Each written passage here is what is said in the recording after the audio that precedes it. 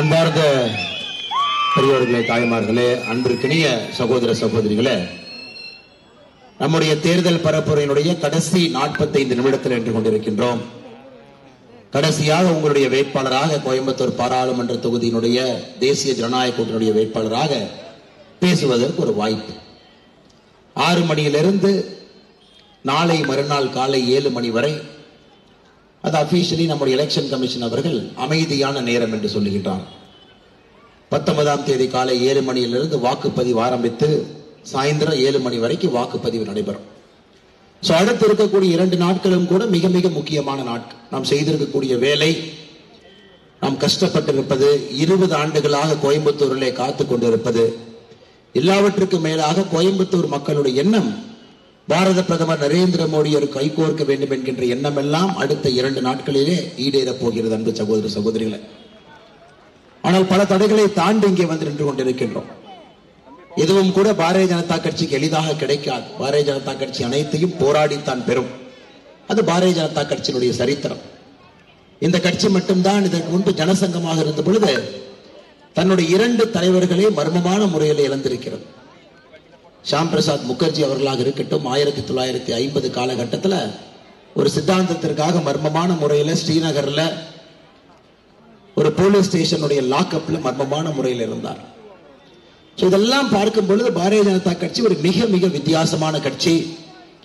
ஏன் இது வித்தியாசமான கட்சி என்றால், நாட்டிற்கு எது சரியான முடிவோ அதை எப்பொழுதும் எடுப்பதற்கு பாரதிய ஜனதா கட்சி தயங்கியதே கிடையாது. நாட்டிற்கு நல்லது என்றாலும் கூட, அது தேர்தலில் நமக்கு கெட்டது என்றாலும் கூட பாரதிய ஜனதா கட்சி அந்த முடிவை எப்பொழுதும் எடுக்கும். அது 50 ஆண்டு காலமாக நம்ம அதை காட்டிக் கொண்டிருக்கின்றோம். அதனால்தான் பாரதிய ஜனதா கட்சியினுடைய வளர்ச்சி என்பது கடுமையான சூழல்ல இந்த கட்சி வளர்ந்திருக்கிறது. 1984 2 பாராளுமன்ற உறுப்பினர்கள், அதன் பிறகு 2014 இந்தியாவே எதிர்பார்த்தது பாரத பிரதமர் நரேந்திர மோடி அவர்கள் வேண்டும் வேண்டும் வேண்டும் என்று 283 பாராளுமன்ற உறுப்பினர்களோடு நரேந்திர மோடி அவர்கள் இந்தியாவுடைய பிரதமராக பொறுப்பேற்றார். இன்னும் 50 ஆண்டுகள் கழித்து இந்தியாவுடைய அரசியல் வாழ்க்கை யாராவது பார்த்தாங்கன்னா இப்படி பிரிப்பார்: நரேந்திர மோடிக்கு முன்பு, நரேந்திர மோடிக்கு பின்பு. அப்படிதான் இந்தியாவுடைய அரசியல் வரலாறை எழுத முடியும். இன்னும் 50 ஆண்டு காலம் கழித்து யார் பார்த்தாலும் கூட நரேந்திர மோடி அவர்கள் பொறுப்பேற்ற இந்த 10 ஆண்டு காலம் என்பது இந்தியாவுடைய மிக முக்கியமான 10 ஆண்டு காலம். தீர்க்கப்படாத எத்தனையோ பிரச்சனைகளுக்கு தீர்வு. 2014 நம்ம ஆட்சிக்கு வந்த பொழுது, அன்பு சகோதர சகோதரிகளே, 18,000 கிராமத்தில் ஒரு மின்சார விளக்கு கிடையாது, ஒரு பல்பு கிடையாது, கரண்ட் பல்பு கிடையாது. 18,000 கிராமத்தில் மோடி அவர்கள் சொன்னார், 1000 நாட்களுக்குள்ள இந்தியாவுடைய எல்லா கிராமத்திற்கும் கூட மின்சாரம் சென்றிருக்கும் என்று. மோடியை பொறுத்தவரை மோடிட்டு இருக்கக்கூடிய ஒரே ஒரு பிரச்சனை என்னன்னாங்க, சொல்ற தேதிக்கு முன்னாடியே செஞ்சிருவார். அது மட்டும்தான் மோடி அவருடைய பிரச்சனை. சொன்ன தேதிக்கு செய்ய மாட்டார். 1000 நாட்களே செய்வோம் என்று சொன்னார். 882வது நாள்ல இந்தியாவுடைய கடைசி குக்கிராமமாக கரண்ட் இல்லாம இருந்த மிசோரம்ல ஒரு பகுதி கொண்டு போய் கரண்ட் கொடுத்துட்டாருங்க ஐயா. நம்ம ஆட்சியினுடைய சாதனையே இதுதான். ஒரு விஷயத்தையும் எடுத்திருக்கின்றோம், அதற்கான நேரத்தை குறித்திருக்கின்றோம். அந்த செய்து முடித்துவிட்டு அடுத்த ஒரு திட்டத்தை அறிவிப்போம். ஸ்வச்ச பாரத், தூய்மை பாரதம் 1 முழுமையாக முடித்துவிட்டு தூய்மை பாரதம் 2 இருக்கும். மிக மிக முக்கியமான திட்டங்கள். வீடு வீட்டு குடிநீர் நீர் பைப்பு மூலமாக வர வேண்டும். அந்த திட்டத்தை எடுத்திருக்கின்றோம். 2025 டிசம்பருக்குள் அதையும் முடிப்போம். முதலாக இந்திய நாட்டு மக்கள் ஒரு ஆட்சியை பார்க்கின்றார்கள். காலக்கெடு வைத்து அந்த காலத்திற்குள்ள அந்த வேலையை செய்துவிட்டு அடுத்த வேலைக்கு செல்லக்கூடிய ஒரு அரசு. 2019 பாரதிய ஜனதா கட்சியினுடைய தேர்தல் அறிக்கை. எத்தனை நண்பர்களுக்கு அந்த தேர்தல் அறிக்கையை படிப்பதற்கு வாய்ப்பு இருந்துச்சு தெரியல. யாராவது தேர்தல் அறிக்கையை ஆர்வமாக 2019 எடுத்து படிச்சிருந்தீங்கன்னா, பாரதிய ஜனதா கட்சி நாம் 295 தேர்தல் வாக்குறுதிகள் கொடுத்திருந்தோம். 2024 தேர்தல் வாக்குறுதி பாரத பிரதமர் 3 நாட்களுக்கு முன்பு வெளியிட்டார். 2019 கொடுக்கப்பட்ட 295 தேர்தல் வாக்குறுதியும் முடித்துவிட்டு உங்கள் முன்னால் நின்று கொண்டிருக்கிறோம். இது நான் திராவிட முன்னேற்ற கழகத்துக்கு ஒரு சவாலாகவே 2 மாதங்களுக்கு முன்பு சொன்னேன். யாராவது உங்களுடைய தேர்தல் வாக்குறுதி எடுத்து ஒரு வாக்குறுதி நிறைவேற்றவில்லை என்று சொல்லுங்கள், நான் அரசியல் விட்டு சென்று விடுகின்றேன் என்று. 2 மாதமாச்சு எந்த திராவிட முன்னேற்ற கழகத்தினுடைய தலைவர்களோ அவருடைய செய்தி தொடர்பாளர்களோ வெளியே வந்து பேசல. இதற்குத்தான் நாம் புரிந்து கொள்ள வேண்டும், இந்தியாவிற்கு இது போன்ற ஒரு அரசு அமைந்திருப்பது நாம் எங்கேயோ செய்திருக்கக்கூடிய பாக்கியம். முக்கியமான காலகட்டத்தில் மோடி அவர்கள் நமக்கு கிடைத்திருக்கின்றார்கள். 2014 இந்தியாவுடைய தலைவனாக இருந்த மோடி 2024 உலக தலைவர்களுக்கெல்லாம் தலைவனாக நம் முன்னால் நின்று கொண்டிருக்கிறார். அந்த சகோதர சகோதரி, எனக்கு புரியலைங்க. இதற்காக மோடி அவர்களுக்கு வாக்களிப்பது சாதாரணமா மக்கள் ஓட்டு போட்டுருவாங்க. ஆனா தமிழ்நாட்டை பொறுத்தவரை ஒரு பிரச்சனை என்னன்னா, பல பொய் பித்தலாட்டங்களை பிம்பங்களை உடைத்துத்தான் நாம் அந்த எல்லையை நோக்கி செல்ல முடியும். இந்தியாவுடைய மற்ற மாநிலங்கள்ல பாருங்க, எந்த விதமான தங்கு தடயமின்றி மோடி அவர்களுக்கு வாக்கு வந்து விடுகிறது. ஆனா இந்த மாநிலத்தில் முதலமைச்சர் அவரே பொய் சொல்வதிலே நம்பர் 1 முதல்வராக இருப்பதனால நமக்கு பிரச்சனை அங்கிருந்து ஆரம்பிக்கிறது. முதல்வர் பொய்யை பேச ஆரம்பித்த பிறகு தொடர்ச்சியாக அமைச்சர்கள் பொய் பேசுறாங்க, அவர்களை சார்ந்திருக்கக்கூடிய ஊடகங்கள் பொய் பேசுறாங்க, அவர்களை சார்ந்திருக்கக்கூடிய பிரிண்ட் எலக்ட்ரானிக் மீடியா பேப்பர் எல்லாம் பொய் பேசுறாங்க. ஒரு முழு ஈகோ சிஸ்டமே பொய் பேசுகின்றது. இன்று பாரதிய ஜனதா கட்சி தமிழகத்தில் எதிர்த்துக் கொண்டிருப்பது வேண்டும் என்ற ஒரு பொய்யை சொல்லி சொல்லி சொல்லி அதை 100 முறை சொல்லி உண்மை என்று மாற்றுவதற்காக ஒரு கும்பல் முயற்சித்துக் கொண்டிருக்கின்றார்கள். நாம் அந்த கும்பலோடு சண்டை போட்டுக் கொண்டிருக்கின்றோம். அன்பு சகோதர சகோதரிகளே, இந்த 2024 தேர்தல் ஜூன் 4ஆம் தேதி ஒரு சரித்திரம் நாம் படைக்கப் போகின்றோம். அந்த சரித்திரம் என்னன்னாங்க, எப்படி மோடி அவர்களுடைய அரசியல், இந்தியாவுடைய அரசியல் மோடிக்கு முன்பு மோடிக்கு பின்பு என்று சொன்னோமோ, தமிழகத்தினுடைய அரசியலை ஜூன் 4க்கு முன்பு திராவிட அரசியல், ஜூன் 4க்கு பிறகு திராவிடம் இல்லாத ஒரு அரசியல் என்று மாறப்போகின்றோம். அப்படிப்பட்ட ஒரு சரித்திர தேர்தல் என்று கொண்டிருக்கின்றோம். எத்தனையோ தேர்தலில் நாம் முயற்சி எடுத்திருந்தாலும் கூட 2024 ஜூன் 4ஆம் தேதி வாக்கு எண்ணிக்கை முடியும் பொழுது தமிழக மக்கள் எல்லோரும் ஒப்புக்கொள்வார்கள், திராவிட அரசியலை தாண்டி தமிழகத்திலே ஒரு புதுவிதமான அரசியல் வர ஆரம்பித்திருக்கிறது என்பதை ஒப்புக்கொள்வார். அது 2026 இன்னும் விசிறமாக இருக்கும். அருமை சகோதர சகோதரிகளே, ஒரு பாராளுமன்றத்தினுடைய வேட்பாளராக உங்க முன்னாடி நிக்கலைங்க.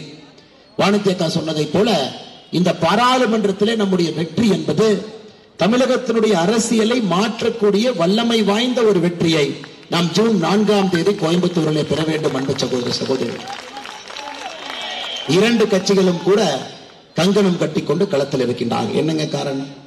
அவர்களுக்கு தெரியும், பாரதிய ஜனதா கட்சி ஒரு முறை உள்ளே வந்துவிட்டால், ஒரு மக்கள் பிரதிநிதி வந்துவிட்டால், கோயம்புத்தூர் தெற்கு தொகுதியில் நமக்கு ஒரு சட்டமன்ற உறுப்பினர் இருப்பது போல தமிழ்நாட்டில் பல பாராளுமன்ற உறுப்பினர்கள் வந்துவிட்டார். மக்கள் பார்ப்பாங்க. 5 ஆண்டுகளுக்கு ஒரு முறை வேலை செய்யக்கூடிய எம்எல்ஏவும் 5 ஆண்டுகளுக்கு ஒரு முறை தொகுதி பக்கம் வரக்கூடிய பாராளுமன்ற உறுப்பினருக்கும் ஒரு பாரதிய ஜனதா கட்சியினுடைய மக்கள் பிரதிநிதிக்கும் செய்யக்கூடிய வேலையை மக்கள் பார்ப்பார்கள். அன்பு சகோதர சகோதரிகள், அதை காட்டாமையே இத்தனை காலமாக தமிழக அரசியல் அப்படியே கொண்டு போயிட்டாங்க. இத்தனை காலமா தமிழக அரசியல் எப்படி இருந்துச்சுங்க? ஆளும் கட்சி பதவி ஏற்பாங்க, எதிர்கட்சி முதல் 3 வருடம் வாயே திறக்க மாட்டாங்க, 4வது வருடம் எதிர்கட்சி 2 ஆர்ப்பாட்டம் பண்ணுவாங்க மாநிலத்துல, 5வது வருட ஆரம்பத்துல 10 ஆர்ப்பாட்டம் பண்ணுவாங்க, அப்புறம் 5வது வருஷம் தேர்தலுக்கு போயிடுவாங்க. இதைத்தான் 50 ஆண்டு காலமாக தமிழகத்தினுடைய அரசியல் இப்படித்தான் இருந்துச்சு. 3 ஆண்டு காலம் எதிர்கட்சி தலைவர் வீட்டை விட்டு வெளியே வரமாட்டார், 4வது ஆண்டு 2 ஆர்ப்பாட்டம், 5வது ஆண்டு 10 ஆர்ப்பாட்டம். நீங்க நல்லா பாருங்க, இப்படித்தான் தமிழக அரசு ஓடிக்கொண்டிருந்தது. ஆனால் பாரதிய ஜனதா கட்சி இந்த அரசியலை திருப்பி எழுதியிருக்கிறது. முதல்வர் ஸ்டாலின் அவர்கள் பதவியேற்ற முதல் நாளில் இருந்து நம்முடைய பாரதிய ஜனதா கட்சியினுடைய தலைவர்கள் தொண்டர்கள் கேள்வி எழுப்பியிருக்கின்றோம். தவறான பணிகளை செய்யும் பொழுது கேள்வி எழுப்பிக்கின்றோம், ஆர்ப்பாட்டம் செய்திருக்கின்றோம். நம்முடைய தொண்டர்கள் கைது செய்யப்படும், ஆர்ப்பாட்டம் செய்திருக்கின்றோம். நம்முடைய தொண்டர்கள் கைது செய்யப்பட்டிருக்கின்றார்கள். பாரதிய ஜனதா கட்சி ஒரு ஆக்கப்பூர்வமான எதிர்கட்சியாக என்ன பணியை செய்ய வேண்டுமோ நாம் செய்திருக்கின்றோம். இன்னைக்கு கிடைத்திருக்கக்கூடிய மக்கள் எழுச்சி எல்லாம் நம் மீது மக்கள் வைத்திருக்கக்கூடிய நம்பிக்கை. ஒருபுறம் பாரத பிரதமர் நரேந்திர மோடி அவருடைய 10 ஆண்டு கால ஆட்சி, மறுபுறம் பாரதிய ஜனதா கட்சி தமிழகத்தினுடைய செயல்பாடு, இரண்டும் இணைந்து இன்னைக்கு தமிழகத்தில் ஒரு மிகப்பெரிய எழுச்சியாக இந்த பாராளுமன்ற தேர்தல் 2024 நடந்து கொண்டிருக்கிறது. ஆனால் அன்பு சகோதர சகோதரிகளை மிக கடுமையாக நீங்கள் உழைத்திருக்கின்றீர்கள், மிக மிக கடுமையாக. அதுவும் கோயம்புத்தூர் தொகுதியில் ஒரு வேட்பாளர் எந்த அளவுக்கு கடுமையாக வேர்வை செஞ்சிருக்கின்றார்களோ அதைவிட அதிகமாக நம்முடைய தொண்டர்கள், அதைவிட அதிகமாக அரசியலே தெரியாம இன்னைக்கு ஏகப்பட்ட தன்னார்வர்கள் வாலண்டியர்ஸ் வந்திருக்கிறாங்க. அரசியலுக்கும் அவர்களுக்கும் சம்பந்தம் இல்லாதவர்கள் களத்தில் இறங்கி வேலை செய்து கொண்டிருக்கின்றார்கள். அந்த அளவுக்கு வேர்வையை நாம் கோயம்புத்தூரில் சிந்திருக்கின்றோம். ஆனா எதிர்கட்சி நண்பர்களுடைய நம்பிக்கை என்ன? நான் பிரச்சாரம் போகும்போது நான் பார்ப்பேன், நாங்க இப்ப என்ன ஒரு நாளைக்கு பாரதிய ஜனதா கட்சி 45 பாயிண்ட் போடுறோம், கிராமமா போடுறோம், மக்களை சந்திக்கிறோம், நான் எதிர்கட்சி எங்கேயுமே பாக்குறது இல்லையே. அதுக்கு நம்முடைய தலைவர்கள் சொன்னாங்க, அண்ணே அவங்க 6 பாயிண்ட் தான் போடுவாங்க, காலையில் 6 பாயிண்ட் 6 இடத்துல மக்களை பார்த்துருவாங்க, சாயந்தரம் 6 இடத்துல மக்களை பார்த்துருவாங்க, அவர்களுடைய வேலை ஆரம்பிப்பதே தேர்தலுக்கு 2 நாள் முன்பு. ஏன்னா அப்பதான் கரண்ட் ஆஃப் பண்ண முடியும். கரண்ட் ஆஃப் பண்ணாதான் 500 ரூபாய் பணம் கொடுக்க முடியும். இதையும் இந்த முறையை நாம் உடைத்தாக வேண்டும் அன்பு சகோதர சகோதரிகளை. அதாவது உழைப்பே இல்லாம தேர்தலுக்கு 2 நாட்களுக்கு முன்பு. இன்னைக்கு கோயம்புத்தூர்ல கோயிங் ரேட் என்னங்கய்யா? இந்த நகைக்கடையில தினமும் போய் பார்ப்போம் இன்னைக்கு தங்கத்தினுடைய விலை என்ன அப்படின்னு. ஊருக்கு போகும்போது சொல்லுவாங்க, அண்ணே எங்க ஊர் விலை 1000 ரூபானே, பக்கத்து ஊர்ல 250 தான் கொடுத்துருக்காங்க, இந்த கட்சி 500, ஆனா அந்த ஊர்ல மட்டும் 750 கொடுத்திருக்காங்க. இப்ப பாத்தீங்கன்னா கோயம்புத்தூரை பொறுத்தவரை ஒரு சுற்று முடித்து விட்டார், 500, 250, 1000 என்று. இதை தமிழகத்திலே ஒரு இடத்திலே உடைக்க முடியும் என்றால் இதை கோயம்புத்தூரிலே உடைக்க முடியும் என்று நான் நம்புகின்றேன். எப்படி மதுரை திருமங்கலம் ஃபார்முலா என்று உலகம் முழுவதும் எடுத்து சொன்னார்களோ, ஜூன் 4ஆம் தேதி நம்முடைய தேர்தல் ரிசல்ட் வருகிற நாள் என்று கோயம்புத்தூர் ஃபார்முலா என்கின்ற ஃபார்முலாவை இந்தியா முழுவதும் உலகம் முழுவதும் பேசுவார்கள். காரணம், எவ்வளவு பணத்தை வந்து கொட்டினாலும் கூட கோயம்புத்தூருடைய மக்கள் நீதியின் பக்கம் இருப்பார்கள் என்பதை இந்த தேர்தல் மூலமாக நாம் உறுதி செய்ய வேண்டும் அன்பு சகோதர சகோதரி. இன்னைக்கு பாருங்க, நேற்று பார்த்தங்க, திராவிட முன்னேற்ற கழகம் தன்னுடைய தேர்தல் அறிக்கையை வெளியிட்டிருக்கிறாங்க. தேர்தல் அறிக்கை எப்படின்னா, தேர்தல் அறிக்கை முழுவதுமே மாநில அரசு கோயம்புத்தூருக்கு என்ன செய்யும் அப்படிங்கறதான் தேர்தல் அறிக்கை. பாராளுமன்ற தேர்தலில் பாராளுமன்றத்தினுடைய வேட்பாளர் ஒருத்தர் நின்று இருக்காரு, தொழில்துறை அமைச்சர் TRB ராஜா. தேர்தல் அறிக்கையை வெளியிடுறாங்க. 100% தேர்தல் அறிக்கையில் இருக்கக்கூடிய ஒரு பாயிண்டும் கூட மாநில அரசு கோயம்புத்தூருக்கு என்ன செய்யும். இதனால் தான் நாங்கள் தொடர்ந்து சொல்லிக் கொண்டிருக்கின்றோம், நானோ வானத்தேக்கா அவர்களும் இங்க இருக்கக்கூடிய தலைவர்களும் சொல்லிக் கொண்டிருக்கின்றோம், மாற்றாந்தாய் மனப்பக்குவத்தோடு தான் கோயம்புத்தூரை திராவிட முன்னேற்ற கழகம் பார்த்துக் கொள்கிறது.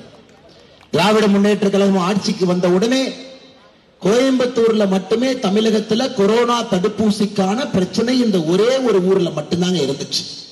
அதையெல்லாம் சண்டை போட்டு ஆர்ப்பாட்டம் செய்த பிறகு முதலமைச்சரே ஓடி வந்தார். அப்படி எல்லாம் இல்ல, நாங்க எல்லா பகுதியும் சமமாகத்தான் பார்க்கிறோம், அது ஏதோ குளறுபடி நடந்திருக்கும், நாங்கள் செய்கின்றோம், எல்லா பகுதிக்கும் நாங்கள் கொரோனா தடுப்பூசி கொடுப்போம். அப்ப ஆரம்பிச்சு இன்னைக்கு வரைக்கும் நீங்க உன்னிப்பா பாத்தீங்கன்னா கோயம்புத்தூரை பொறுத்தவரை தமிழகத்தினுடைய அரசு பட்ஜெட்ல ஒண்ணுமே இருக்கா. நம்முடைய மரியாதைக்குரிய சட்டமன்ற உறுப்பினர் வானதி சீனிவாசன் அவர்கள் சட்டமன்றத்தில் 3 கேள்வி எழுப்புறாங்க. கோயம்புத்தூர் 3 இடத்துல பட்ஜெட்ல சொல்லியிருக்கிறீங்க, ஆனா 3 இடத்திலும் கூட நிதி ஒதுக்கவில்லை. நிதி ஒதுக்காம கோயம்புத்தூருக்கு எப்படி திட்டம் வரும் என்று. ஆனால் அருமை சகோதர சகோதரியை நாம் சரியாக புரிந்து கொள்ள வேண்டும். 33 மாத காலமாக வேலை செய்யாத முதலமைச்சர், 33 மாத காலமாக வேலை செய்யாத அமைச்சர்கள், MLAக்கள், ஆனா இன்னைக்கு கோயம்புத்தூர்ல திமுக எம்பிக்கு ஓட்டு போட்டா மாநில அரசு வேலை செய்யும் என்று சொல்லுகின்றார். இதை விட ஒரு பெரிய ஜோக் எங்கேயாச்சும் நீங்க பார்த்திருக்கிறீங்களா? ஒரு பாராளுமன்ற உறுப்பினருக்கு ஓட்டு போட்டா மாநில அரசு வேலை செய்யும் என்று சொல்லி ஓட்டு கேட்பது எவ்வளவு பெரிய வெட்கக்கேடு. 33 மாத காலம் வேலை செய்யாம எங்களுடைய எம்பிக்கு ஓட்டு போட்டுருங்க, நாங்கெல்லாம் வேலை செய்கின்றோம் என்று ஒரு தேர்தல் வாக்குறுதியை நேற்று வெளியிட்டிருக்கிறார். ஆனா நம்முடைய வாக்குறுதி அப்படி இல்லைங்க. நம்முடைய வாக்குறுதி நாம் என்ன சொல்லியிருக்கிறோம் ஐயா? 100 வாக்குறுதிகள் 500 நாட்கள்.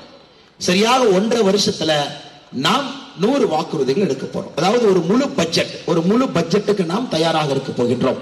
ஏன்னா நிறைய விஷயங்கள் பட்ஜெட்ல வரணும். அது ஒரு முழு பட்ஜெட்டை கணக்கு வைத்து நாம் சொல்லி இருக்கின்றோம்.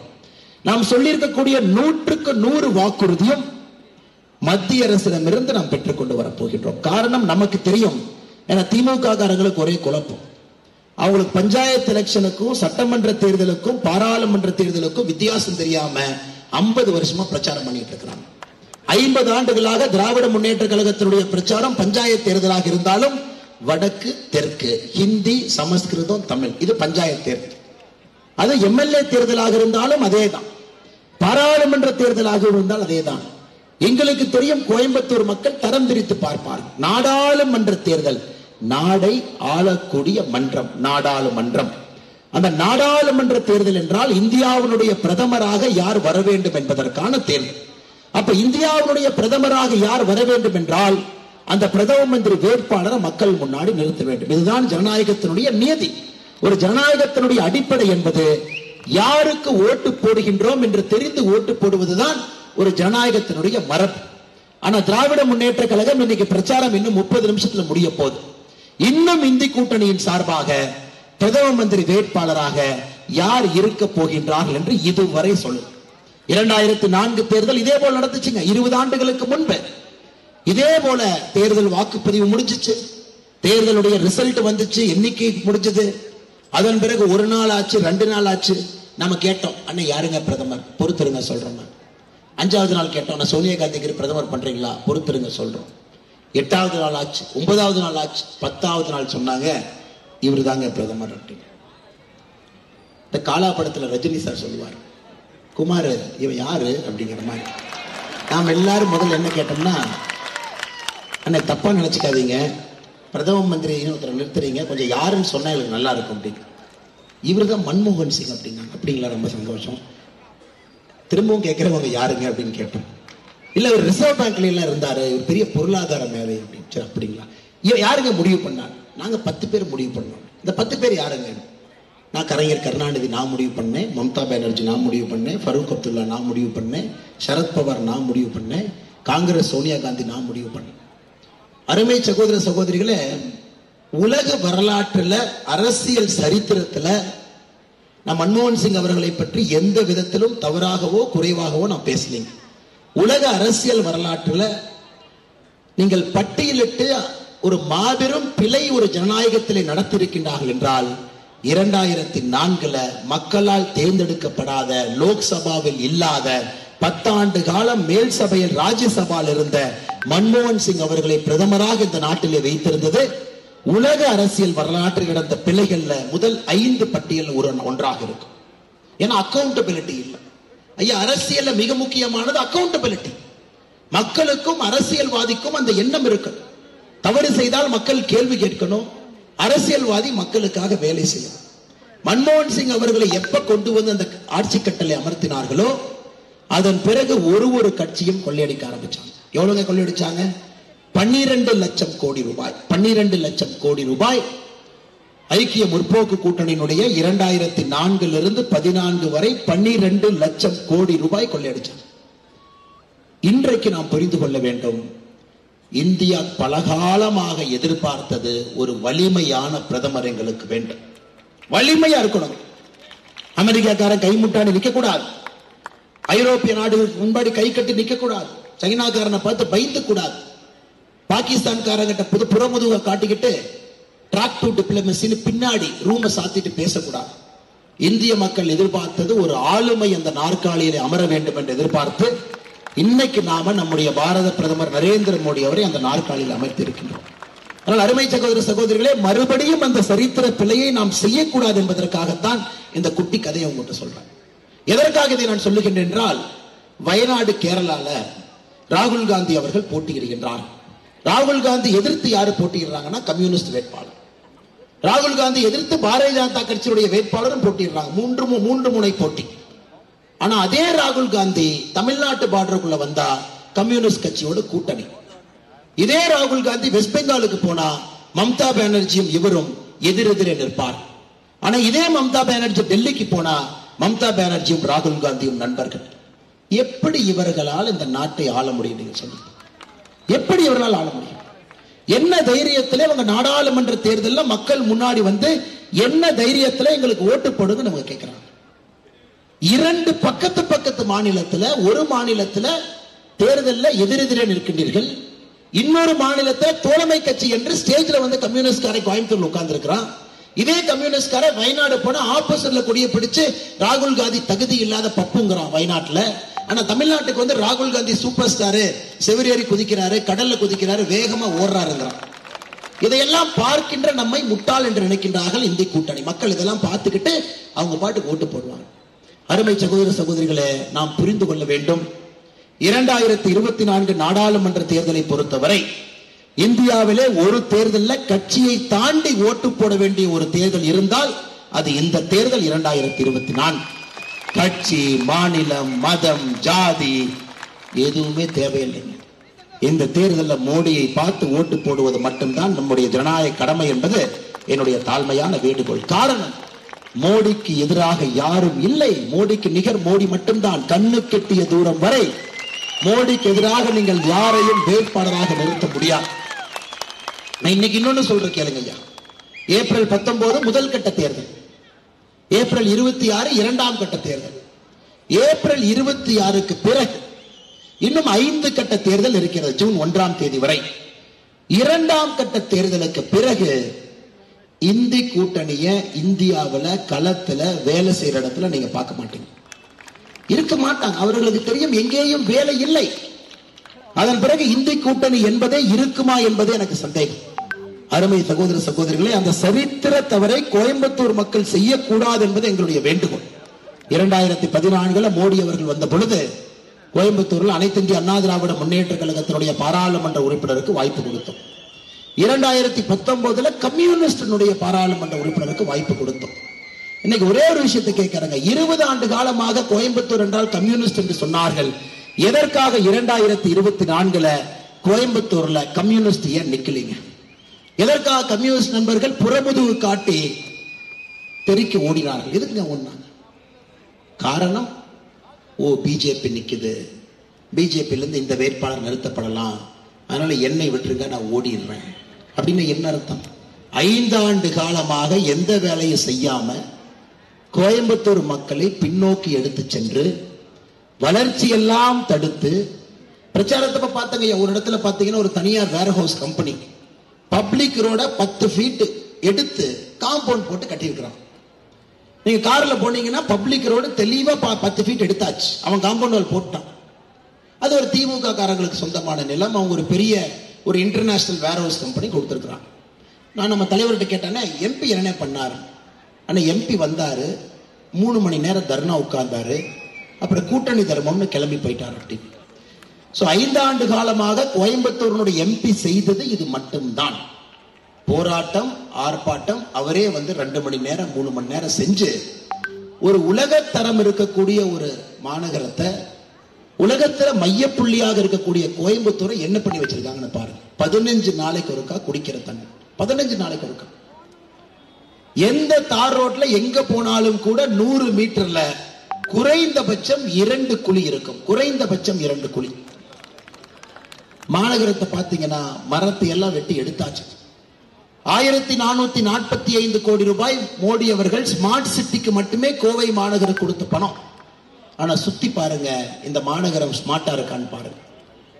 2022 தூய்மை நகரத்துல கோயம்புத்தூர் 42வது இடம். 2023 தூய்மை நகரத்துல கோயம்புத்தூர் 182வது இடம். எப்படிங்க? என்ன தைரியத்துல இவனுக்கு ஓட்டு கேட்க வர்றாங்க தெரியலீங்க. எனக்கு சத்தியமா தெரியல, என்ன தைரியத்தில் நீங்க எல்லாம் களத்துக்கு வர்றீங்க? என்ன தைரியத்தில் நீங்க வர்றீங்க? ஒரு விஷயத்தை உருப்படியா செய்யாம குப்பை நகரமாக மாத்தி மக்கள் ஒரு வீட்டிலும் நாம் உருவாக்கக்கூடிய குப்பையில வெறும் 12% மட்டும்தான் கோவை நகரத்துல அந்த குப்பையை வெளியே எடுக்கிறாங்க. 88% குப்பையை டம்ப் பண்றாங்க. யாராவது 2023 தூய்மை நகரத்தினுடைய அறிக்கை எடுத்து படிச்சு ஏன் கோயம்புத்தூர் 182க்கு போச்சு, 140 இடங்கள் கீழே ஏன் போச்சுன்னு நீங்க படிச்சீங்கன்னா அதிலே சொல்லி இருக்கின்றார்கள் 88% குப்பைகளை இவர்கள் சுத்திகரிப்பு செய்வது கிடையாது, டம்ப் பண்ணிட்டு இருக்காங்க. யாரு செய்யுதுங்க? மேயர். மேயர்லாம் எதுல தெளிவா இருக்கிறாங்க? செந்தில் பாலாஜி கைதானோன்னு மேயரும் மேயருடைய தம்பியும் வீட்டில் இருக்கக்கூடிய டாக்குமெண்ட்லாம் கொளுத்திக்கிட்டு இருந்தாங்க. அவங்க மாட்டிக்கூடாது. இதான் வேலை, இதான் வேலை. கொலுசு கொடுக்கலாம், டப்பா கொடுக்கலாம், இதெல்லாம் ஒரு மேயருக்கு வேலையாக இருந்தால் குடிநீர் பிரச்சனையும் இங்க இருக்கக்கூடிய குப்பை பிரச்சனையும் யார் பார்ப்பாங்க? ஆனால் அன்பார்ந்த கோயம்புத்தூர் மக்களே, முழுதாக அரசு இயந்திரம் உங்கள் முன்னால் செயலிழந்து நிற்கிறது என்பதை நீங்கள் புரிந்து கொள்ள வேண்டும். அடிப்படை அரசு இயந்திரம் என்பது கோயம்புத்தூரில் இல்லை. அது முதலமைச்சரிலிருந்து ஆரம்பித்து பொறுப்பு அமைச்சர் புலால் சிறையில் இருக்காரு. பொறுப்பு அமைச்சரை தாண்டி மேயர், அந்த அம்மா மேயர் கட்டிடத்துல தமிழ்ல ஒரு பேரால படினா தக தக தக தகன்னு ஏதோ படிச்சுட்டு இருக்கிறாங்க. அவங்களை நம்பி அவங்க என்ன செய்ய போறாங்க? அதன் பிறகு கவுன்சிலர்ஸ், அவங்க யாருன்னே தெரியாது, வசூல் பண்றதுல அவங்க இருக்கிறாங்க.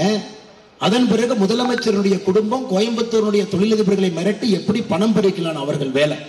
அதனால் நீங்கள் நன்றாக புரிந்து கொள்ள வேண்டும், இன்னைக்கு கோயம்புத்தூருடைய பாராளுமன்ற உறுப்பினராக வரப்போகின்றவர் இத்தனை வேலையும் செய்தாக வேண்டும் என்பதை நீங்கள் புரிந்து கொள்ள வேண்டும். முழுமையாக அரசு இயந்திரம் செயலிலிருந்து தலை கவிழ்ந்து நின்று கொண்டிருக்கிறது.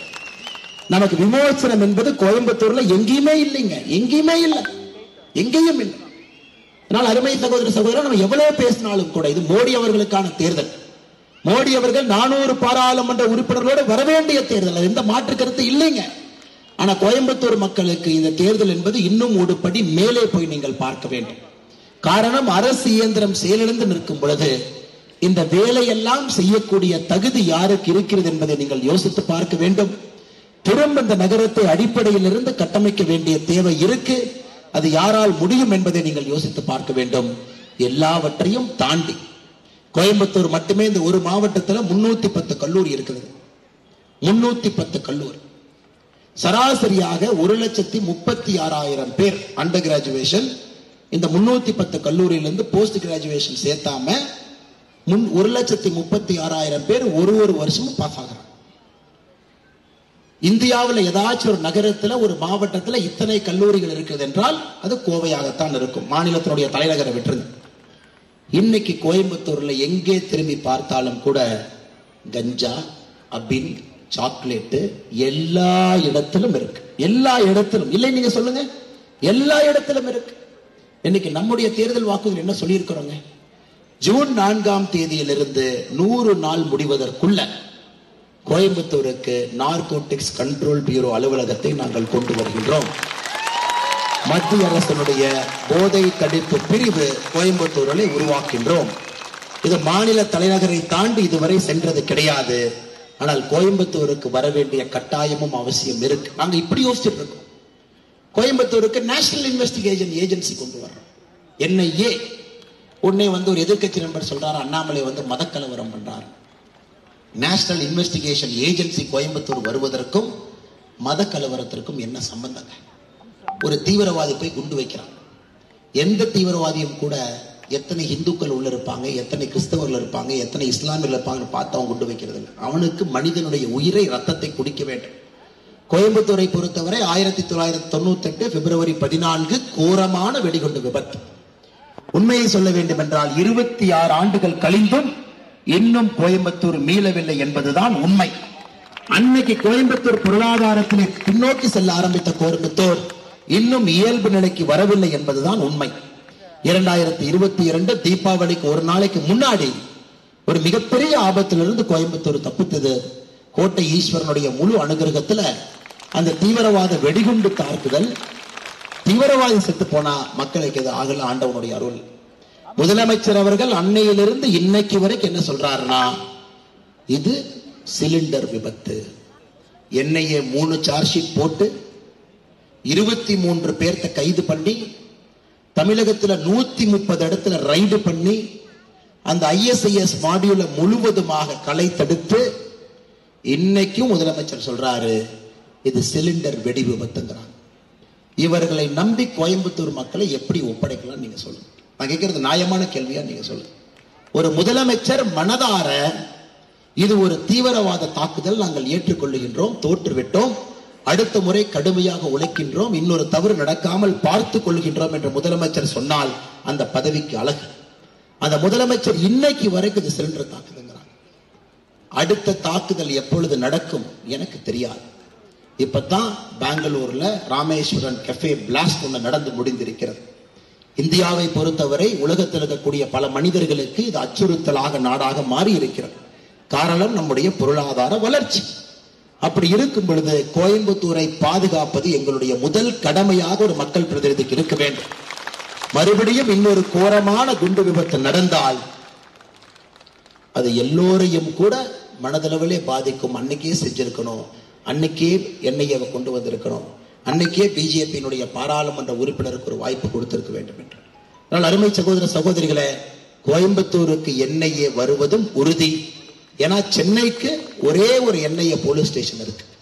கோயம்புத்தூர்ல NIA போலீஸ் ஸ்டேஷனை ஓபன் பண்ணி இங்கே அதிகாரிகளை கொண்டு வந்து அமர்த்தி நுண்ணிரிவு பிரிவை ரெடி பண்ணி யாரெல்லாம் தேசத்திற்கு எதிராக சதி செய்கின்றார்களோ அவர்களை நாம் பிடித்து உள்ளே போட வேண்டும். அது ஒரு மனிதனுடைய கடமை. இதிலே மதம் கிடையாது, தீவிரவாதிக்கு மதம் கிடையாது. தீவிரவாதி ரத்தத்தை குடிப்பதற்காக மட்டும்தான் இருக்கு. இதையெல்லாம் புரிஞ்சிக்காம இவங்க பேசிட்டு இருக்காங்க. அதை தாண்டி இன்னைக்கு கோயம்புத்தூருக்கு இன்னும் நிறைய பிரச்சனைகள் இருக்கு. விமான நிலைய விரிவாக்கம் செய்ய வேண்டும். இன்னைக்கு நம்முடைய கோயம்புத்தூருடைய railway station, central railway station, இன்னைக்கு பாத்தீங்கன்னா நியூ டெல்லி ரயில்வே ஸ்டேஷனோ வாரணாசியோ உலகத்தரம் வாய்ந்த ரயில் நிலையங்களாக மாறி இருக்கு. அதான் ரயில்வே ஸ்டேஷன் போயிட்டீங்கன்னா ஒரு 6-7 அடுக்கு இருக்கும், அதுக்குள்ளேயே ஹோட்டல்ஸ் இருக்கும், அதுக்குள்ளேயே எல்லா விதமான வசதிகள் இருக்கும், அங்கேயே மீட்டிங் பண்ணிக்கலாம், அங்கேயே ரெஸ்ட் ரூம் இருக்கும், அங்கேயே வேற வேற வேலைகள் பார்த்துக்கலாம். ஆனால் நாங்கள் உறுதியாக இருக்கின்றோம், கோயம்புத்தூருடைய ரயில்வே நிலையத்தை உலகத்தரம் வாய்ந்த ரயில்வே நிலையமாக மாற்ற வேண்டும். வெர்டிக்கல் அங்கே எல்லா ஃபெசிலிட்டி இருக்கணும், நம்ம ஊருக்கு அது தேவை என்று நினைக்கின்றோம். இவ்வளவு நான் சொல்றேன். இதை பாரதிய ஜனதா கட்சியினுடைய பாராளுமன்ற உறுப்பினரை தவிர யாரால் நிறைவேற்ற முடியும் என்று நீங்கள் சொல்லுங்கள். 2 எம்பிக்கு வாய்ப்பு கொடுத்தோம், 2 பேரே சொல்ற அதே பதில தான் 3வது ஒரு எம்பி வந்தாருன்னா அவரு சொல்லுவாரு, நான் என்னங்க பண்றது, மோடிக்கு ஓட்டு போட்டாங்க, மோடி வந்துட்டாரு, நான் சும்மா டைம் பாஸ்க்கு 5 வருஷம் ஓட்டிட்டேன், அதுக்கப்புறம் என்னை மாத்தி இன்னொருத்தருக்கு சீட்டு கொடுக்க போறாங்க, அதனால என்னை நம்பி வராது. இதுதான் பாரதிய ஜனதா கட்சியை தவிர யார் பாராளுமன்ற உறுப்பினராக வந்தால் தினமும் சொல்லக்கூடிய பதிலாக இருக்கும். இதே பாரதிய ஜனதா கட்சியினுடைய பாராளுமன்ற உறுப்பினர் வந்தால் நீங்க கேள்வி கேட்பீங்க, அண்ணே உங்க கட்சி ஆட்சியில் இருக்கு, ஏன் செய்ய முடியல, இது நீங்க செய்யணும், தேர்தல் வாக்குறுதி கொடுத்திருக்கிறீங்க, ஏன் வேகமா பண்ண. அதனால் அன்பார்ந்த சகோதர சகோதரிகளே, நீங்கள் எங்களை கேள்வி கேட்க வேண்டும் என்று இங்கே நின்று கொண்டிருக்கின்றோம். நாங்கள் உங்களுக்கு பதில் சொல்ல வேண்டும் என்று இங்கே நின்று கொண்டிருக்கின்றோம். நாங்கள் கொடுத்திருக்கக்கூடிய வாக்குறுதி 500 நாட்கள் 100 வாக்குறுதி என்று சொல்லுகின்றோம். அதற்கு நாங்க 100% அக்கௌண்ட் சொல்லி இருக்கக்கூடிய விஷயத்திற்கும் சொல்லி இருக்கக்கூடிய நாளுக்கும் நாங்கள் முழு பொறுப்பேற்றுக் கொள்கின்றோம். அன்பு சகோதர சகோதரிகள், இது ஒரு புதிய அரசியல், இது ஒரு புதிய அரசியல். உங்கள் முன்னால் இருக்கக்கூடிய வேட்பாளர் புதிய அரசியலாக உங்க முன்னாடி வைக்கிறாங்க. அக்கௌண்டபிலிட்டி, எங்களை கேள்வி கேளுங்க, நாங்க பதில் சொல்றோம், இந்த நகரத்தினுடைய தரத்தை உயர்த்தி கொடுக்கின்றோம். நாம இங்க பேசிட்டு இருக்கோம், உதயநிதி ஸ்டாலின் இதே நேரத்தில் இன்னொரு இடத்துல பேசிட்டு இருக்கார். உதயநிதி ஸ்டாலின் என்ன பேசுவாருன்னு சொல்லுங்க. வடக்கு தெற்கு இது நடக்கல அது நடக்கல, ஹிந்தியை திணிக்கிறாங்க, அதெல்லாம் கேட்டுட்டு யாராச்சும் ஒரு மக்கள் கேட்கணும், இதுக்கும் எம்பி எலெக்ஷனுக்கு என்னென்ன சம்பந்தம், அல்லது இதுக்கும் வரப்போகின்ற பாராளுமன்ற உறுப்பினருக்கும் என்னென்ன சம்பந்தம் கேட்பாங்க. ஆனால் அருமை சகோதர சகோதரிகள், நாம் தெளிவாக இருக்க வேண்டும். நடப்பது நாடாளுமன்ற தேர்தல், பிரதமராக யார் வர வேண்டும் என்பதற்கான தேர்தல். அது இந்திய மக்கள் முடிவு செய்து விட்டார்கள். நரேந்திர மோடி அவர்கள் மட்டும்தான் பிரதமராக வரப்போகின்றார் என்பது முடிவு செஞ்சுட்டாங்க. அது காலத்தால் எழுதப்பட்ட வரலாறு, அது விதி, காலம் நமக்கு வைத்திருக்கக்கூடிய விதி. மோடி அவர்கள் தான் வருவார்கள், அவர் தான் வந்து உட்கார போறாங்க. 400, 410, 423, 440 நமக்கு தெரியாது. ஒரு மாநிலத்தில் 2 சீட் இங்க வரும், 3 சீட் அங்க வரும். ஆனால் உறுதியாக நம்முடைய தேசிய ஜனநாயக கூட்டணி 400 எம்பிக்களை தாண்டுவது முற்றிலும் உறுதி, அது எந்த மாற்று கருத்து இல்லை. அதனால் கோயம்புத்தூர் மக்களுக்கு என்னுடைய அன்பார்ந்த வேண்டுகோள், மோடி அவர்கள் 400 பாராளுமன்ற உறுப்பினர்களோடு அமரும் பொழுது எப்படி மோடி அவர்களை பயன்படுத்தி கோயம்புத்தூருடைய வளர்ச்சிக்கு அதை நாம் உபயோகப்படுத்த வேண்டும் என்று நாம் யோசித்தால் நாம் அறிவாளிகள். அதை நாம் எல்லாம் யோசிப்போம். நிச்சயமாக பாரதிய ஜனதா கட்சிக்கு தாமரைக்கு ஒரு பெரிய வாய்ப்பு கொடுப்போம். இன்னைக்கு பாத்தீங்கன்னா எல்லாம் சொல்லுவாங்க, கோயம்புத்தூர் பிரஸ்டீஜ் பேட்டில், டிஎம்கே ஏடிஎம்கே பிஜேபி, டிஎம்கேல இருந்து இவ்வளவு பணம் கொடுக்கறாங்க, ஏடிஎம்கே இவ்வளவு பணம் கொடுக்கறாங்க. எங்களுக்கு அதை பற்றி கொஞ்சம் கூட கவலை இல்லை. காரணம், எங்களுக்கு தெரியும், கோயம்புத்தூரிலே பதிவாகக்கூடிய வாக்குகள்ல இந்த முறை தேசிய ஜனநாயக கூட்டணி 60% வாக்குகள் வாங்கும். நான் சொல்றது நீங்க குறிச்சு வச்சுக்கீங்க. ஜூன் 4ஆம் தேதி நம்ம பார்ப்போம். 60% வாக்குகள் பாரதிய ஜனதா கட்சி தேசிய ஜனநாயக கூட்டணி வாங்கும். ஏன்? காரணம், நாம் பிரச்சனைக்கு தீர்வு கொடுப்பதற்காக நின்று கொண்டிருக்கின்றோம். மற்ற 2 கட்சிகளும் பிரச்சனையை உருவாக்குவதற்காக நின்று கொண்டிருக்கின்றார்கள். நல்லா புரிஞ்சுக்கணும். பாரதிய ஜனதா கட்சி தேசிய ஜனநாயக கூட்டணியினுடைய வேட்பாளராக உங்கள் வீட்டு பிள்ளை அன்பு தம்பி அண்ணாமலை இங்கே பிரச்சனைக்கு தீர்வாக நின்று கொண்டிருக்கின்றார். மிச்ச 2 கட்சிகளும் கூட பிரச்சனையை உருவாக்குவதற்காக நின்று கொண்டிருக்கின்றார். அதுதாங்க அடிப்படையில் வித்தியாசம். முதல் நாள் நான் சொன்னேன், வேட்பாளர் பெயரை சொல்ல மாட்டேன். இதுவரை வேட்பாளர் பெயர் நான் சொல்லுங்க. என்னுடைய பிரச்சாரத்தில் எங்கேயும் கூட 2, 3, 4 சுயேட்சை வேட்பாளர் யாரு பேர் நான் சொல்லுங்க. காரணம், இது 3 வேட்பாளர்களில் நடக்கக்கூடிய போட்டி இல்லைங்க. இது வேற எலெக்ஷனா இருந்தா அது வேற. 2009 எலெக்ஷன் வேற, 2004 வேற. ஆனா 2024 மோடி அவர்கள் 3வது முறையாக வரும் பொழுது எப்படி மோடி அவர்களை பயன்படுத்திக் கொள்ள வேண்டும் என்பதற்கான தேர்தல். ஏதோ 3 கட்சிகள் இங்க சண்டை போட்டு நீ பெரியாளா நான் பெரியாளா காட்டுறக்கான தேர்தல் இல்லைங்க. ஆனால் அன்பார்ந்த கோயம்புத்தூர் வாக்காளர் பெருமக்களே, நீங்கள் எல்லாம் நிச்சயமாக நல்ல முடிவெடுப்பீர்கள் எனக்கு தெரியும். இன்னைக்கு டிஆர்பி ராஜா இங்கேயே வந்து உட்கார்ந்துருக்காரு. டிஆர்பி ராஜாவுடைய பேச்சை கேட்டீங்கன்னா ஒரு தரம் தாழ்ந்த பேச்சு. தயாநிதி மாறன் வந்து யாரோ போய் கேட்கிறாங்க, அண்ணாமலை இப்படி சொல்றாரு, அதை பத்தி உங்க கருத்து என்ன அப்படின்னு. அதை தயாநிதி மாறன் அவர்களை பத்தி தெரியும், உடனே டென்ஷன் ஆயிடுவார். அண்ணாமலையா ஜோக்கர் அப்படின்னு. டிஆர்பி ராஜா போய் கேட்கிறாங்க, அண்ணாமலையை பத்தி சொல்றாரு.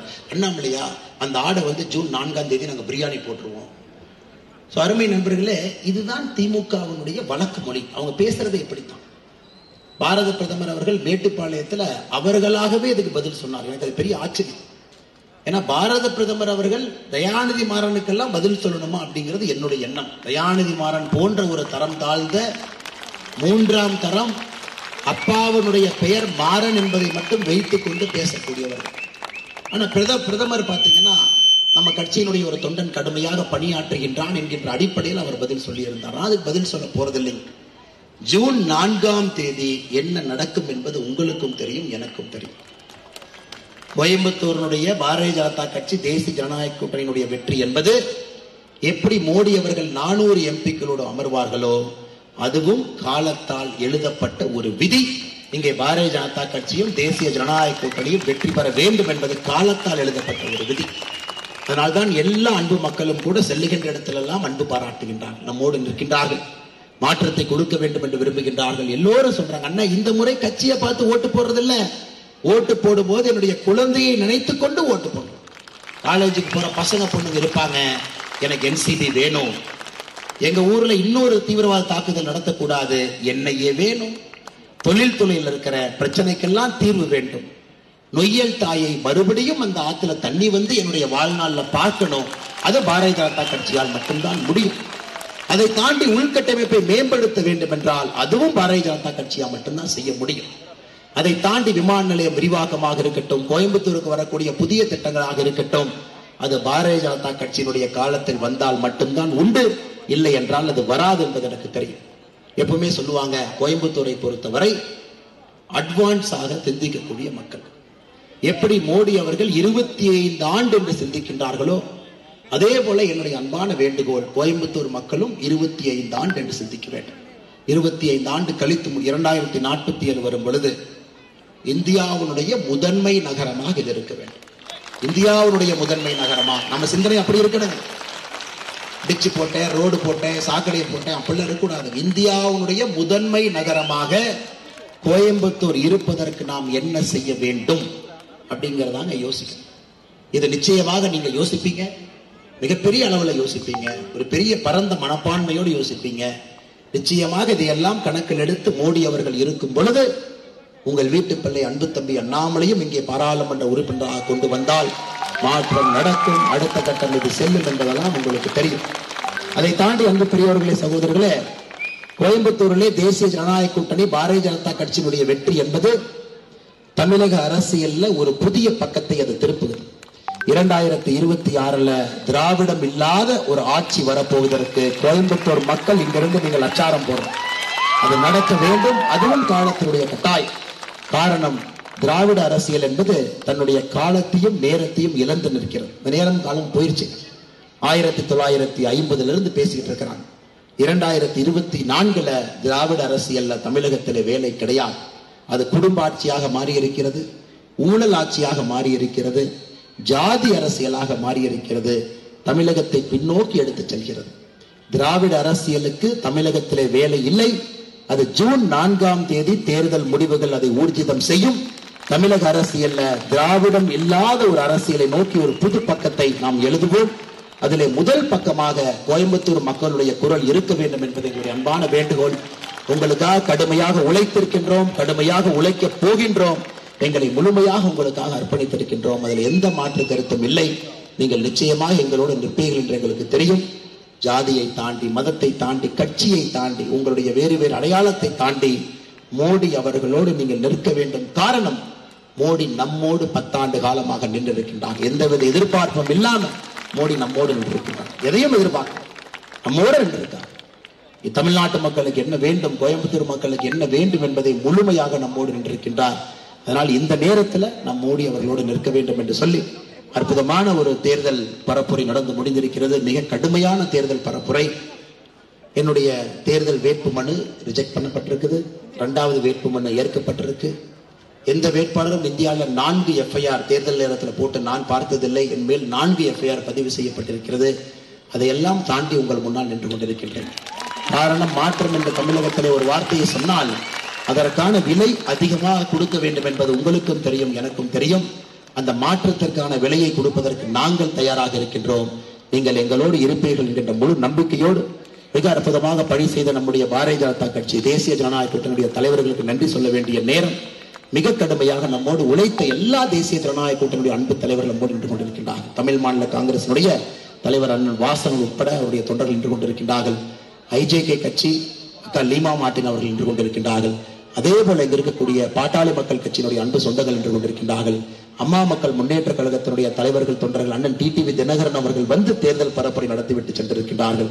இங்க இருக்கக்கூடிய எல்லா அன்பு தலைவர்கள் தொண்டர்கள், ஓபிஎஸ் ஐயாவுடைய அணி, அனைத்து இந்திய அண்ணா திராவிட முன்னேற்ற கழகத்தினுடைய தொண்டர்கள், உரிமை மீட்பு குழு மிக கடுமையாக களத்திலே பாடுபட்டிருக்கின்றார்கள். அவருடைய எல்லா தலைவர்களுக்கும் தொண்டர்களுக்கும் இந்த நேரத்தில் நன்றி சொல்லி, எல்லாவற்றையும் தாண்டி அரசியல் என்றால் எங்களுக்கு வேண்டாம், நாங்கள் அரசியல் பக்கம் வரமாட்டோம், அது சாக்கடை என்று சொன்ன பொதுமக்கள் கிட்டத்தட்ட 31,000 பேர் களத்தில் நமக்காக வேலை செய்திருக்கிறார்கள். மிக முக்கியமாக அந்த அன்பு நண்பர்களுக்கு நன்றி தெரிவித்து ஒரு பெரிய நம்பிக்கையோடு எங்களோடு நின்றிருக்கின்றீர்கள். நிச்சயமாக அது பலிக்கும். ஆனால் மிக முக்கியமானது ஏப்ரல் 19ஆம் தேதி நாம ஓட்டு போடணும். குறிப்பாக இளைஞர்களுக்கு நான் சொல்லிக் கொள்வது, அண்ணே உங்களை பிடிக்கினேன், நான் உங்க ஃபேன் ஐயா. நம்முடைய வாக்கு பெட்டியை பொறுத்தவரை ஓட்டை எண்ணும் பொழுது நரேந்திர மோடி அவர்கள் போட்ட ஓட்டும் ஒன்றுதான், ஒரு கூலி தொழிலாளி சகோதரர் போட்ட ஓட்டும் ஒன்றுதான். அதுதான் இந்திய ஜனநாயகத்தினுடைய அற்புதம். அதனால் ஒரு ஓட்டும் இந்த ஜனநாயகத்துல முக்கியம். இங்க யாராவது ஒருவர் கோயம்புத்தூர் பாராளுமன்ற தொகுதியில எனக்கு மோடியை பிடிக்கும், மாற்று அரசியலை ஆதரிக்கின்றேன், அன்பு சகோதரன் அண்ணாமலை ஆதரிக்கின்றேன் என்று சொல்லி நீங்க ஓட்டு போடாம இருந்தா அது நம்முடைய வெற்றிக்கும் தோல்விக்கும் இடையில் இருக்கக்கூடிய ஓட்டு என்பதை நீங்கள் மறந்துவிடக் கூடாது. அது மிகப்பெரிய சரித்திர பிழையாக இருக்கும். அன்பு சகோதர சகோதரிகளே, எந்த வேலை இருந்தாலும் கூட நீங்கள் புரிந்து கொள்ளுங்கள், இந்த ஜனநாயகத்தில் நரேந்திர மோடியுடைய ஓட்டும் ஒரு ஓட்டு தான், உங்கள் ஓட்டும் ஒரு ஓட்டு தான். வெள்ளிக்கிழமை காலையில 7 மணிக்கு எந்த வேலையாக இருந்தாலும் கோயம்புத்தூர் மக்கள் வாக்களிக்க வேண்டும். இது மிக மிக முக்கியம். நாம் என்ன தொழில் செய்தாலும் வாக்களிக்க வேண்டும். எவ்வளவு பெரிய மனிதராக என்ன தொழில் செய்தாலும் கூட காலையிலே சென்று ஓட்டளிக்கும். நீங்க கேட்கக்கூடாது, இல்ல நான் ஓட்டுச்சாவடிக்கு போறேன், கியூ இருக்குது, பார்க்கிங் வசதி இல்லை. ஐயா, நீங்கள் புரிந்து கொள்ள வேண்டும், உங்களுக்கு நல்ல வாழ்க்கை கொடுப்பதற்காக நாங்கள் கஷ்டப்பட்டு கொண்டிருக்கின்றோம். எங்களுக்காக சில மணி நேரம் நீங்கள் கஷ்டப்பட வேண்டும் என்கின்ற அன்பான வேண்டுகோள் நான் வைக்கிறேங்க. அது வாக்குச்சாவடி பெரிதாக இருக்கிறது, வெயிலா இருக்கு, 10 பேர் கியூல நிக்கிறாங்க, பார்க்கிங் பண்ணிட்டு 100 மீட்டர் நடந்து போகணும். என்னவாக இருந்தாலும் நாங்கள் உங்களிடம் வைக்கக்கூடிய வேண்டுகோள், எங்களுக்காக, மாற்று அரசியலுக்காக, தமிழ்நாட்டிலே ஒரு புது அரசியலை கொண்டு வருவதற்காக 1 மணி நேரம் நம்மை வருத்தி கொண்டால் அது தவறு இல்லைங்க ஐயா, அது நல்லதுதான். அதனால அது உங்களை வருத்தி கொண்டாலும் கூட வாக்குச்சாவடிக்கு சென்று ஓட்டு போடும். குறிப்பாக இளைஞர் ஒரு சங்கல்படுங்கள். இந்த நாட்டை கட்டுவதே உங்களுக்காக. ஒரு சங்கல்பத்தை எடுத்துக் கொள்ளுங்கள். நீங்க ஓட்டு போட்டுட்டு 10 பேரை ஓட்டு போட வையுங்க.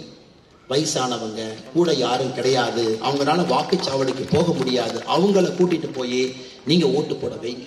இது இந்த நாட்டிற்கு நம்முடைய இளைஞர்கள் செய்யக்கூடிய மிகப்பெரிய தொண்டாக இருக்கும். நீங்க 7 மணிக்கு இளைஞர் 35 வயது 40 வயது 45 வயது கீழே இருக்கிறவங்க வாக்குச்சாவடிக்கு போய் ஓட்டு போட்டுட்டு உங்க ஊர்ல இருக்கக்கூடிய 10 பேர், தாத்தா பாட்டி, குழந்தைங்க ஃபாரின்ல இருக்கிறாங்க, குழந்தைங்க இல்ல தனியா இருக்கிறாங்க, அவங்களால போக முடியாது, கிராமத்துல இருக்கிறாங்க, தோட்டத்துல இருக்கிறாங்க, காட்டுல இருக்கிறாங்க, அந்த 10 பேரை கண்டுபிடித்து உங்க வண்டியில உட்கார வச்சு ஒரு பொதுநல சேவையாக நீங்க கூட்டிட்டு போய் அவங்களுக்கு யாரை பிடிச்சிருக்கோ அவங்க ஓட்டு போட்டு அவர்களையும் நீங்கள் வாக்களிக்க செய்யுங்கள். அதை நீங்கள் செய்தால்தான் இந்த நாடு அடுத்த கட்டத்திற்கு செல்லும். ஆனால் கடைசியாக இன்னும் 1 நிமிட காலம் இருக்கக்கூடிய நேரத்தில் எங்களுடைய வேண்டுகோள், எல்லோரும் கோயம்புத்தூர்ல வாக்களிக்க வேண்டும் ஐயா. மாற்றம் என்பது எல்லோரும் வாக்களித்தால் மட்டும்தான் வரும். நாம் ஓட்டுக்கு பணம் இல்லை என்கின்ற நிலைப்பாட்டோடு நின்று கொண்டிருக்கின்றோம். மாற்று அரசியல் எடுத்து நின்று கொண்டிருக்கின்றோம்.